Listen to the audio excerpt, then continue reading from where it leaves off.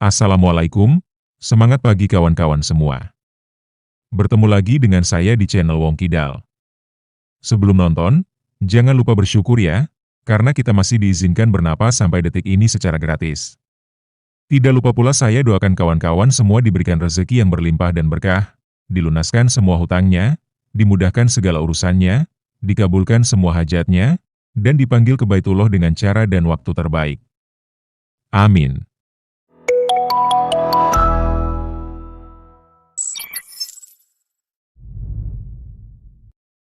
Awal film kita melihat seorang wanita yang bernama Charlie. Charlie memiliki usaha bengkel mobil warisan sang ayah. Charlie masih jomblo, namun dia akrab dengan satu pria di grup otomotif. Mereka berdua tidak pernah bertemu, bahkan belum pernah bertukar foto.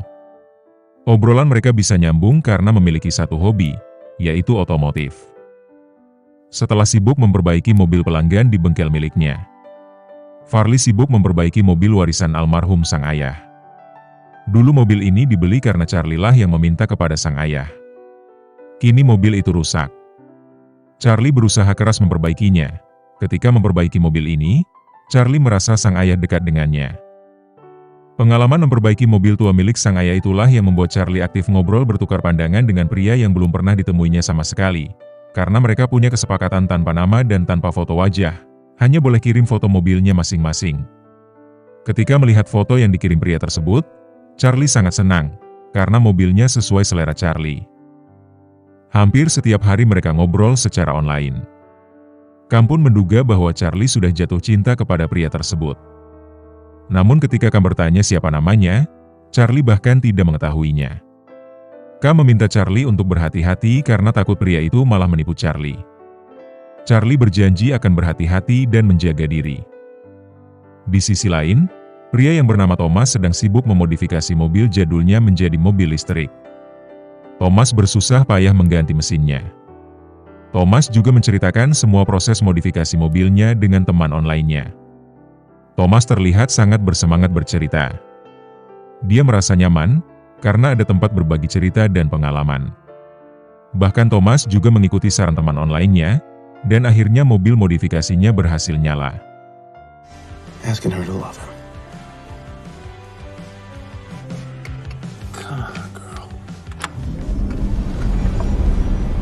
Esok harinya, Thomas pergi bekerja seperti biasa. Thomas bekerja di perusahaan otomotif. Kali ini Thomas ditugaskan memimpin unit baru yang ada di kota Oktan. Di kota itu ada sebuah bengkel yang sudah berdiri sejak lama. Nama bengkelnya kita sebut saja Kawan Lama. Thomas harus bersaing dengan bengkel tersebut, karena tempatnya berdekatan. Bagi Thomas gampang saja, apalagi harga suku cadang bengkel Kawan Lama jauh lebih mahal. Beberapa waktu kemudian, ketika Charlie tengah asik bekerja, Izzy datang dengan wajah khawatir. Dia meminta Charlie dan Kam untuk segera keluar gedung melihat apa yang sedang terjadi. Ketika melihat keluar, Charlie dan Kam tidak percaya bahwa Miller Bus membuka showroom mobil di depan bengkel miliknya. Mengetahui itu, Charlie khawatir bengkel miliknya akan bangkrut, karena merek Miller Bus sudah terkenal secara nasional, apalagi suku cadangnya lebih murah dan memiliki hubungan langsung dengan berbagai dealer. Izzy meminta Charlie mengizinkannya membuka salon kuku di ruangan depan. Ini salah satu layanan untuk pelanggan. Besoknya tidak disangka pelanggan manikur Izzy sudah banyak. Di sisi lain, Thomas pergi menemui kawannya yang bernama Jacob di kota Oktan. Thomas mengajak Jacob melihat lokasi baru. Selain itu, Thomas juga cerita tentang wanita yang dia kenal lewat online. Thomas meminta saran Jacob. Jacob menyuruh Thomas mengajak wanita itu kencan. Namun Thomas menolak. Singkat cerita, sorenya Thomas ngantar Jacob pergi merawat kukunya di tempat Izzy. Sementara itu, Thomas jalan ke bengkel. Dia kagum melihat tempat ini. Ada bengkel, di satu sisi ada tempat salon kuku dan ada tempat pendidikan. Mereka berdua pun berjabat tangan dan saling kenalan. Thomas bertanya tentang bengkel ini dan salon tempat manikur. Charlie cerita bahwa membuka salon adalah idenya Izzy, karena ke depan pendapatan bengkel pasti menurun karena ada Miller Bus. Charlie dan Thomas terlihat salah tingkah. Kam menyuruh Charlie meminta nomor ponselnya. Namun Charlie tidak berani. Ketika melihat Jacob sudah tiba, Thomas mengajaknya segera pergi untuk melihat lokasi baru tersebut. Setelah Thomas dan Jacob pergi, Cam ingin berteriak meminta nomor ponselnya, namun Charlie menutup mulut Cam. Jacob juga melihat tingkah Thomas tidak seperti biasanya. Jacob menduga bahwa Thomas sudah jatuh cinta kepada wanita yang baru dia temui. Namun Thomas menyangkalnya. Di rumah, Thomas dan Charlie rutin ngobrol di media online, sampai sekarang mereka tidak tahu bahwa pernah bertemu. Karena di dunia maya ini mereka menggunakan nama yang berbeda. Kali ini mereka ngobrol tentang keinginan untuk berhenti bekerja dan fokus dengan hobi masing-masing. Namun Charlie merasa punya beban tanggung jawab meneruskan usaha almarhum sang ayah, walaupun dia sendiri tidak yakin mampu meneruskannya. Miller Bar sudah mulai beroperasi, terlihat banyak pengunjung yang datang itu karena mereka sengaja menurunkan harga yang sangat murah, agar semua pelanggan bengkel kawan lama pindah.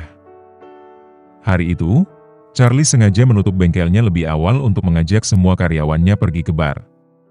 Tengah asik bermain biliar dengan temannya, tiba-tiba Thomas mendekat dan ingin ikut bermain. Sebelum mulai, Charlie buat aturan, setiap lawan memasukkan bola, maka harus minum air 1 gelas. Tidak disangka Charlie sangat pintar bermain biliar hingga membuat Thomas minum terus.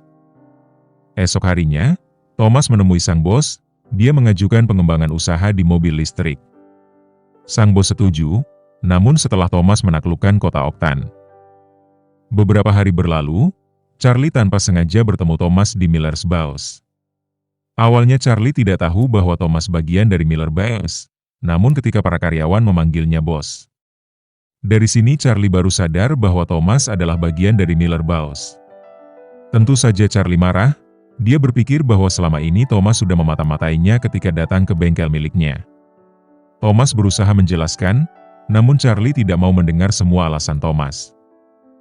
Malamnya Charlie curhat dengan teman online-nya. Dia menceritakan semua apa yang terjadi dengannya belakangan ini. Temannya itu pun memberikan beberapa saran yang menurut Charlie cukup baik.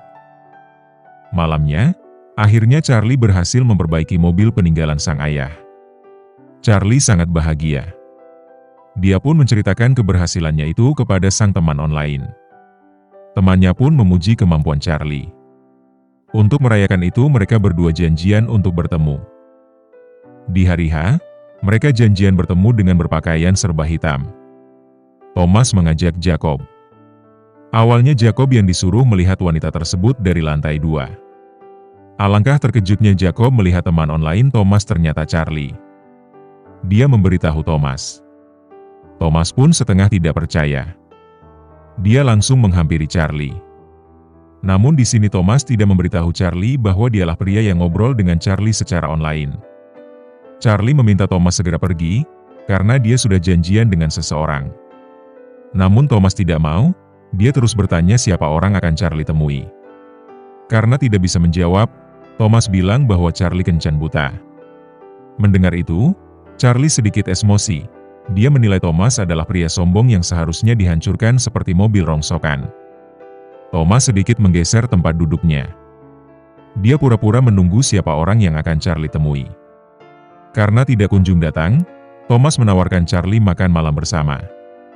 Namun Charlie menolak, karena Thomas bukan seperti orang yang sedang dia tunggu. Menurut Charlie, Thomas adalah pria eksekutif yang banyak uang dan didekati banyak wanita, namun wanita mata duitan yang hidupnya hampa seperti Thomas. Mendengar itu, Thomas hanya bilang, "Sepertinya kamu sangat memahamiku." Thomas pun pergi meninggalkan Charlie. Charlie pun merasa bersalah karena sudah berbicara lewat batas. Merasa telah dibohongi oleh teman online-nya, Charlie meminta untuk tidak pernah menghubungi lagi. Charlie kecewa, hubungan baiknya selama ini secara online berakhir dengan kebohongan. Jacob marah mengetahui bahwa Thomas tidak cerita jujur kepada Charlie. Jacob tahu bahwa sekarang Thomas terjebak dalam pekerjaan yang dia benci. Harusnya ketika menemui wanita yang dia sukai, Thomas harus mengakuinya. Di sisi lain, Charlie berniat menjual mobil warisan sang ayah. Dia perlu dana untuk melanjutkan keberlanjutan bengkel. Esoknya, ketika Charlie ingin membeli suku cadang di sebuah toko, tanpa sengaja dia bertemu dengan Thomas. Kebetulan suku cadangnya sisa 1, Thomas pun memberikannya untuk Charlie. Ketika Charlie ke kasir, Thomas sengaja mengirim pesan sebagai teman online-nya. "Dapatkah kau memaafkanku?" tanya Thomas. Dia ingin melihat ekspresi Charlie secara langsung. Ternyata Charlie mengabaikan pesan itu. Seketika sampai di rumah pun, Thomas tidak menyerah. Dia terus meminta maaf dan memohon pesannya dibalas. Namun Charlie sungguh sakit hati ketika dirinya diabaikan waktu itu, jadi dia balas dendam. Esoknya, seseorang datang ingin membeli mobil yang Charlie jual. Namun Charlie mulai sadar bahwa dia tidak bisa melepaskan mobil warisan sang ayah tersebut. Karena dia sangat mencintainya. Charlie hilaf sudah berniat menjualnya. Charlie tahu bahwa sekarang dia butuh uang untuk mempertahankan keberlanjutan bengkel ini. Namun caranya salah, dia menangis sejadi-jadinya. Izzy dan Cam datang menemuinya. Mendengar cerita Charlie, Izzy memintanya untuk melakukan apa yang membuatnya bahagia. Begitu juga Cam, dia meminta Charlie tidak usah mengkhawatirkan nasibnya, karena mereka bisa mencari pekerjaan baru jika bengkel kawan lama tutup. Charlie cerita kepada teman online-nya bahwa bengkel kawan lama sudah bangkrut. Bengkel itu nantinya akan menjadi salon kuku milik Izzy. Walaupun sulit bagi Charlie meninggalkan bengkel ini, namun dia terpaksa memilih jalan lain yang membuatnya bahagia. Teman online-nya meminta Charlie untuk mewujudkan impiannya. Selama ini Charlie takut mengecewakan sang ayah, namun ternyata dia hanya takut memahami dirinya sendiri. Thomas bilang, "Aku sangat bangga denganmu." Esoknya, Thomas menemui Charlie di sebuah kafe. Thomas minta maaf atas dampak yang dirasakan oleh bengkel kawan lama. Charlie tidak masalah, di sini Charlie cerita bahwa dia suka memperbaiki mobil klasik. Mendengar itu, Thomas menyarankan Charlie ikut acara pameran mobil klasik di akhir pekan. Beberapa waktu kemudian, Thomas menemui sang bos untuk menagih janjinya. Kini Miller Bus sudah berhasil menguasai kota Oktan. Namun sang bos malah meminta Thomas memperluas lokasi baru Miller Bus. Soal mobil listrik diabaikan. Karena sang bos tidak menepati janjinya, Thomas langsung mengundurkan diri. Ketika akhir pekan, Charlie mengikuti saran Thomas. Dia hadir membawa kamera di acara pameran mobil klasik. Di sana juga ada Thomas yang sedang mengamati sebuah mobil klasik. Charlie mengajak Thomas ikut dengannya keliling melihat mobil klasik dan berfoto ria. Di sini Charlie tampaknya sudah memaafkan Thomas secara utuh, mereka berdua tampak bahagia bersama. Thomas ngajak Charlie makan bersama, namun Charlie menolak karena dia harus pulang. Ketika pergi, Charlie meminta Thomas tidak merindukannya. Ketika perjalanan pulang, mobil yang Thomas kendarai mogok. Sementara menunggu tukang derek tiba, Charlie menawarkan bantuan untuk mengantar Thomas pulang. Sepanjang perjalanan Thomas memperhatikan wajah Charlie. Ketika sampai di rumah Thomas, mereka berdua menyiapkan makan bersama di dapur. Ketika Charlie izin ke toilet, dia tanpa sengaja membuka pintu gudang mobil milik Thomas. Di sana terlihat mobil yang pernah teman online-nya kirim. Dari sini Charlie tahu bahwa Thomas adalah teman online-nya. Mengetahui itu Charlie langsung pergi. Dia marah, Charlie merasa Thomas sudah mempermainkannya. Charlie tanya, "Sejak kapan kamu mempermainkan aku?" "Aku tahu sejak bertemu di restoran." Thomas ingin bercerita namun dia takut kehilangan, karena waktu itu Charlie kan tidak menyukai Thomas. Dia tidak mau ketika Charlie mengetahui bahwa teman online-nya selama ini adalah Thomas, orang yang dia benci. Sebenarnya Thomas sangat menginginkan Charlie. Awalnya Thomas berpikir bekerja di Miller Bus bisa memberinya kehidupan yang diimpikan. Namun ketika tahu hal tersebut justru menyakiti hati orang sepertimu, aku akan berhenti. Mendengar kata orang sepertimu, Charlie tersinggung, dia menangis. Thomas berusaha berkata jujur bahwa perasaannya kepada Charlie adalah nyata. Namun Charlie tidak percaya, karena sudah sering dibohongi. Charlie pun pergi meninggalkan Thomas.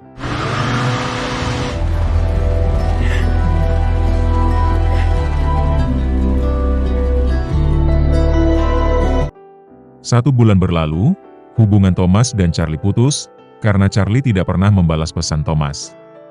Thomas memutuskan keluar menggunakan mobil kesayangannya. Di satu sisi, Charlie sedang makan siang bersama kedua temannya. Di sini Cam datang terlambat karena dia sangat sibuk bekerja di Miller Bus. Cam cerita bahwa di sana dia menjadi teknisi terbaik. Charlie bertanya bagaimana dengan Thomas. Cam bilang, Thomas sudah lama mengundurkan diri. Izzy bilang, seseorang berhak untuk berubah. Dulu Charlie pernah begitu akrab dengan teman online-nya yang tidak lain adalah Thomas.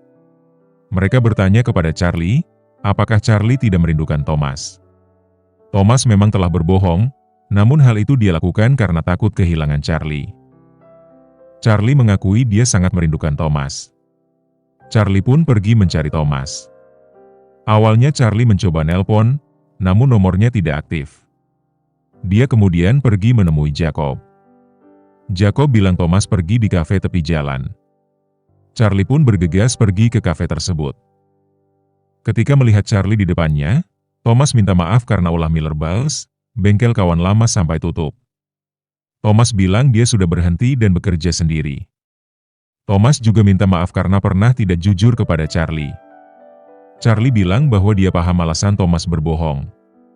Charlie mengakui dia orangnya tertutup, namun ketika ngobrol secara online, dia bisa bercerita banyak hal dan merasa dimengerti. Akhirnya mereka berdua pun baikan dan menjalin hubungan. Mereka berdua memutuskan untuk membuat bengkel berdua khusus modifikasi mobil klasik. Film pun tamat. Jangan lupa sholat dan sampai jumpa di Baitullah.